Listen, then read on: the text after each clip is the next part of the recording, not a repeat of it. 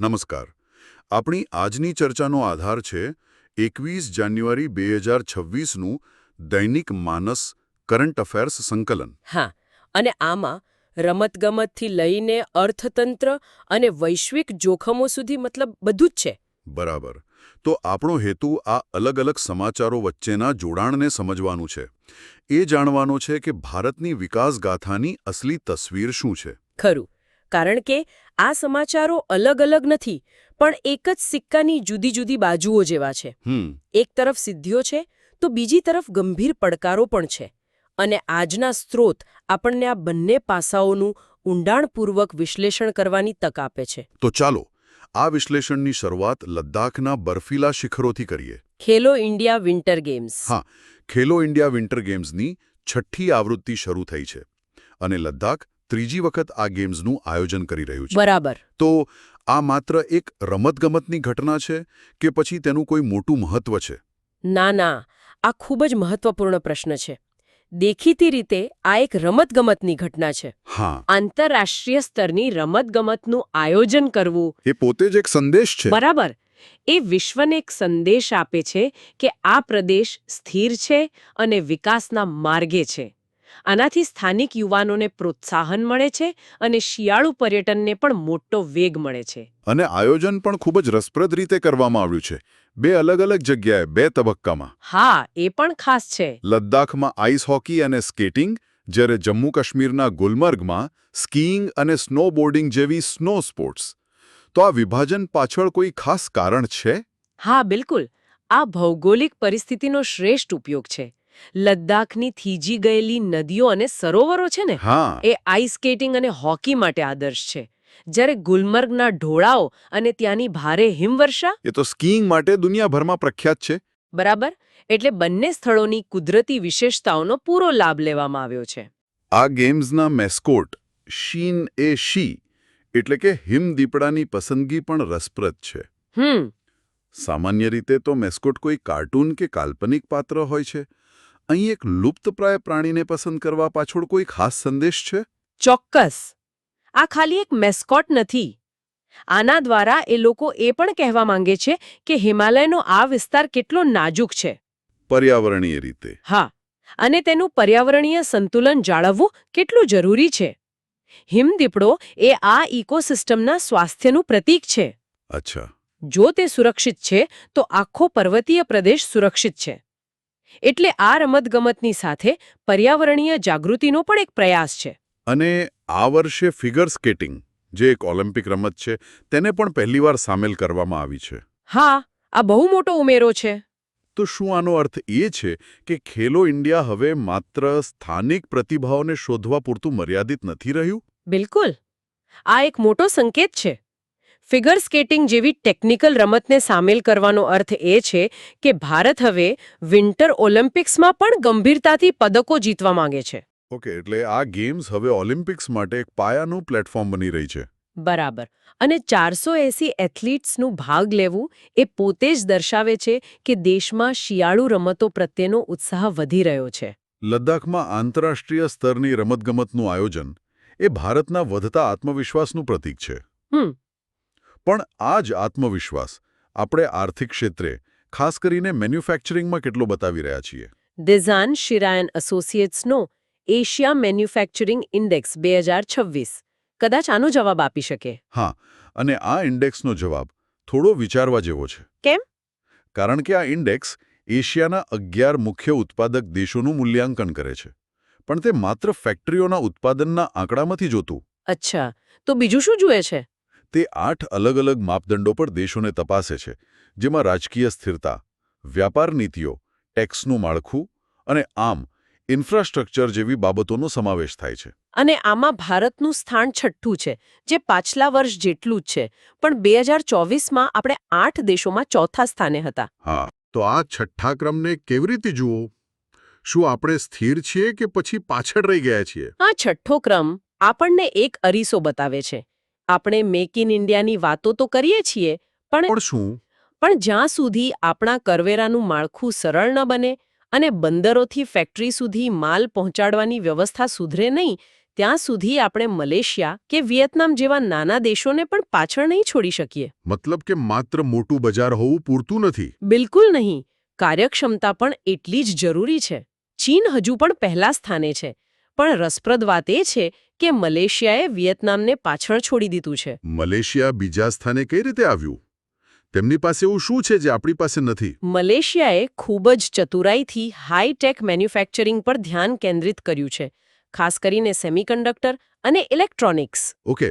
તેમની સરકારી નીતિઓ ખૂબ જ સ્પષ્ટ અને સ્થિર છે, જેનાથી વિદેશી રોકાણકારોને વિશ્વાસ આવે છે. જ્યારે ભારતમાં હજુ પણ નિયમોમાં વારંવાર ફેરફાર અને અમલીકરણમાં વિલંબ જેવી સમસ્યાઓ છે.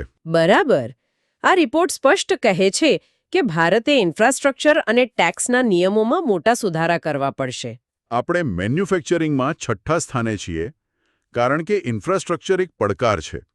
પણ એક ક્ષેત્ર એવું છે જ્યાં આપણું સ્વદેશી મેન્યુફેક્ચરિંગ અને ઇન્ફ્રાસ્ટ્રક્ચર કમાલ કરી રહ્યું છે. તમે રેલવેની વાત કરી રહ્યા છો? હા, વંદે ભારત એક્સપ્રેસ. હા, વંદે ભારત. આ રિપોર્ટના પડકારોનો એક ઉત્તમ જવાબ છે. આ ટ્રેન મેક ઇન ઇન્ડિયાનું શ્રેષ્ઠ ઉદાહરણ છે. તેની 90% વસ્તુઓ ભારતમાં જ બને છે. અને તેની ટેકનોલોજી પણ ક્રાંતિકારી છે. હા, તે પરંપરાગત ટ્રેનની જેમ એન્જિનથી નથી ખેંચાતી, પણ તે સેલ્ફ પ્રોપેલ્ડ સિસ્ટમ પર કામ કરે છે. આ સેલ્ફ પ્રોપેલ્ડ કે ડિસ્ટ્રીબ્યુટેડ પાવર સિસ્ટમ શું છે? સરળ શબ્દોમાં સમજાવશો? ચોક્કસ. આનો અર્થ એ છે કે ટ્રેનના દરેક બીજા કે ત્રીજા કોચમાં પોતાની મોટર હોય છે. એટલે એક એન્જિન નહીં, પણ ઘણા બધા નાના એન્જિન. બરાબર, જે એક સાથે કામ કરે છે.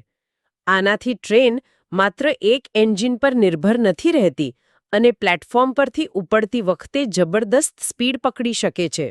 જેને આપણે પિકઅપ કહીએ છીએ. હા, આ જ કારણ છે કે વંદે ભારત 2.0 માત્ર 52 સેકન્ડમાં 0 થી 100 કિલોમીટર પ્રતિ કલાકની ગતિ પકડી લે છે. વાહ! આનાથી મુસાફરીનો સમય ઘટે છે અને વીજળીની પણ બચત થાય છે. અને આ ટ્રેન સતત વિકસી રહી છે, ખરું ને? 1.0 થી 4.0 સુધીની તેની સફર દર્શાવે છે કે આપણે ટેકનોલોજીમાં સતત સુધારો કરી રહ્યા છીએ. હા, પણ તાજેતરમાં જે વંદે ભારત સ્લીપર સેવા શરૂ થઈ, તે ખરેખર એક મોટું પગલું લાગે છે. હા. હાવડા અને ગુવાહાટી વચ્ચે શરૂ થયેલી આ સ્લીપર સેવા લાંબા અંતરની મુસાફરીની વ્યાખ્યા બદલી નાખશે. કેવી રીતે?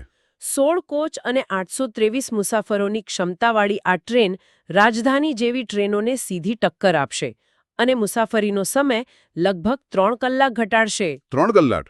એ તો બહુ મોટો ફરક કહેવાય. બિલકુલ. મતલબ કે હવે કોઈ બિઝનેસ ટ્રીપ માટે સુબરે વહેલી સવારની ફ્લાઇટ પકડવાની જરૂર નહીં. રાત્રે આરામથી ટ્રેનમાં સૂઈ જાઓ અને સવારે તાજા થઈને સીધા મીટિંગમાં. હા, એ જ વિચાર છે. પણ આટલી ઝડપી ટ્રેનમાં સુરક્ષાનું શું? સુરક્ષા એ આ ટ્રેનનું સૌથી મજબૂત પાસું છે. તેમાં કવચ નામની સ્વદેશી ઓટોમેટિક ટ્રેન પ્રોટેક્શન સિસ્ટમ છે. કવચ? હા. જો બે ટ્રેનો એક જ ટ્રેક પર આવી જાય અથવા ડ્રાઈવર સિગ્નલ તોડે તો આ સિસ્ટમ આપમેળે બ્રેક લગાવીને અકસ્માત ટાળી દે છે. આ તો ઉત્તમ છે. પણ સરકારનું લક્ષ્ય 2047 સુધીમાં 4500 વંદે ભારત ટ્રેનો ચલાવવાનું છે. શું આ શક્ય છે? જુઓ, કવચ એક ઉત્તમ પગલું છે, પણ એ યાદ રાખવું જરૂરી છે કે તે હજુ સુધી ભારતના સમગ્ર રેલ નેટવર્કના બહુ નાના હિસ્સામાં જ લાગુ થયું છે. આ મહત્વાકાંક્ષી યોજના છે, પણ તેને દેશભરમાં અમલમાં મૂકવી એ એક મોટો આર્થિક અને તકનીકી પડકાર છે. અને 4500 ટ્રેનો બનાવી એ પણ મોટું કામ છે. એ માત્ર ઉત્પાદનનો જ સવાલ નથી. તેના માટે ટ્રેક સુધારવા, મેન્ટેનન્સની સુવિધાઓ ઊભી કરવી અને હજારો કર્મચારીઓને તાલીમ આપવી, એ બધું પણ કરવું પડશે. તો આપણે વંદે ભારત જેવું અદ્ભુત ભૌતિક ઇન્ફ્રાસ્ટ્રક્ચર બનાવી રહ્યા છીએ. હા. પણ એવા કયા અદૃશ્ય જોખમો છે જે આ બધી પ્રગતિને પાટા પરથી ઉતારી શકે છે? મને લાગે છે કે વર્લ્ડ ઇકોનોમિક ફોરમનો ગ્લોબલ રિસ્ક રિપોર્ટ 2026 આના પર થોડો પ્રકાશ પાડે છે. હા, અને આ રિપોર્ટ આપણને ભવિષ્ય માટે જાગૃત કરે છે. તે લાંબા ગાળાના અને ટૂંકા ગાળાના જોખમોની વાત કરે છે. ઓકે. લાંબા ગાળે એટલે કે 10 વર્ષમાં પર્યાવરણ સંબંધિત જોખમ સૌથી મોટા છે, જેમ કે આત્યંતિક ગરમી, પૂર અને કુદરતી સંસાધનોની અછત. પણ મને ટૂંકા ગાળાના એટલે કે આગામી 2 વર્ષના જોખમો વધુ ચોંકાવનારા લાગ્યા. બરાબર. તેમાં સૌથી મોટું જોખમ ભૌગોલિક આર્થિક સંઘર્ષ છે. આનો શું અર્થ થાય? આને તમે આર્થિક યુદ્ધ જેવું સમજી શકો છો. પહેલા દેશો સેનાથી લડતા હતા. અને હવે પૈસાથી લડે છે. બરાબર. હવે તેઓ એકબીજાને અર્થવ્યવસ્થાને નબળી પાડીને લડે છે. જેમ કે કોઈ દેશ બીજા દેશની કંપનીઓ પર પ્રતિબંધ મૂકી દે અથવા જરૂરી ટેકનોલોજી જેમ કે ચિપ્સ આપવાની ના પાડી દે. અચ્છા. આ લડાઈ સરહદ પર નહીં પણ બજારોમાં અને ટેકનોલોજીના ક્ષેત્રમાં લડાઈ છે. અને બીજું મોટું જોખમ છે ખોટી માહિતી અને ભ્રામક પ્રચાર. હા, જે સમાજમાં અસ્થિરતા પેદા કરી શકે છે. અને ભારત માટેના જોખમોની યાદી તો વધુ ચિંતાજનક છે. 2026માં ભારત માટે સૌથી મોટું જોખમ સાયબર સુરક્ષાને ગણાવ્યું છે. આવું કેમ? કારણ કે ભારત દુનિયામાં સૌથી ઝડપથી ડિજિટલ થઈ રહેલા દેશોમાંનો એક છે. આપણું યુપીઆઈ, આધાર, ડિજિટલ ગવર્નન્સ બધું જ. હા, આ બધું આપણી તાકાત છે પણ સાથે સાથે આપણી સૌથી મોટી નબળાઈ પણ છે. કેવી રીતે? એક મોટો સાયબર હુમલો આપણી બેન્કિંગ સિસ્ટમ, પાવર ગ્રીડ કે સરકારી સેવાઓને ઠપ કરી શકે છે. જેમ જેમ આપણે ટેકનોલોજી પર વધુ નિર્ભર થઈ રહ્યા છીએ તેમ તેમ આ જોખમ વધી રહ્યું છે. અને આ સિવાય આવકની અસમાનતા અને અપૂરતી જાહેર સેવાઓ પણ મોટા જોખમો છે. હા. તો આ વૈશ્વિક આર્થિક જોખમો અને સાયબર સુરક્ષાના પડકારો વચ્ચે ભારતના રાજ્યો વૈશ્વિક વેપાર માટે પોતાને કેવી રીતે તૈયાર કરી રહ્યા છે તે જોવું પણ રસપ્રદ રહેશે. તમે નીતિ આયોગના એક્સપોર્ટ પ્રિપેર્ડનેસ ઇન્ડેક્સ 2024ની વાત કરી રહ્યા છો. હા. અને આ ઇન્ડેક્સ ખૂબ જ મહત્વપૂર્ણ છે કારણ કે તે સ્પર્ધાત્મક સંઘવાદ એટલે કે કોમ્પિટિટિવ ફેડરલિઝમને પ્રોત્સાહન આપે છે. સરળ શબ્દોમાં કહીએ તો રાજ્યો વચ્ચે એક સ્વસ્થ હરીફાઈ. બરાબર.